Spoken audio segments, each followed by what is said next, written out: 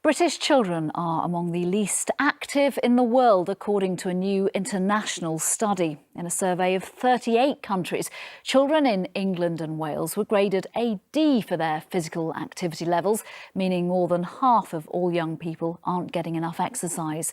And Scotland was worse, with an F, meaning 80% aren't getting enough.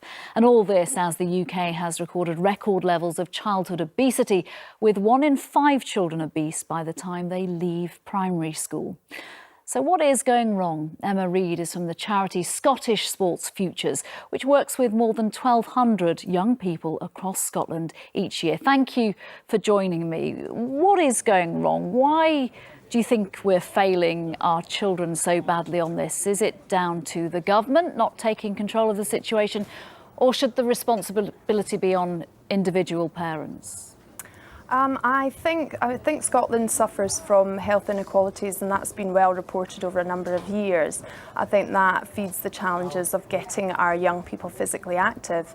I think that absolutely the government needs to have strong strategies in place, but if they don't filter through to what's happening on the ground, then things just don't work. I think as communities, we all have a responsibility to be part of the solution for our young people, and that's from parents, teachers, local authorities, right down to sports clubs, youth groups and voluntary sector organisations. We can look at communities and see what assets we have there, and really we need to work in partnership to maximise those assets and make sure that we're engaging with young people right across the board, and not just those who are naturally drawn to physical activity, but those who are least likely to engage.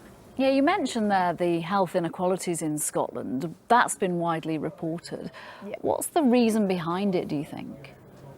I think a lot of it is really about, it's generational. We need to re-educate young people. I think there are barriers, perceived or real, in a lot of the communities we work in. A lot of those are areas of deprivation. And barriers can come in the form of being able to access facilities that have a cost, or just the psychological barriers of having the confidence to take part in physical activity. So I think it's really important for us to make sure that what we're providing young people is what they want, what they need. It's really accessible, so it's right in the heart of those communities that need it most. So we have to listen to young people, understand what they want. And in terms of, sorry to interrupt, Emma, in terms of the school's responsibility, from the work that you've done with young people across Scotland, are you seeing that some schools are doing lots of physical exercise, both at primary and secondary level, and some schools are just doing none, or are they just doing not enough?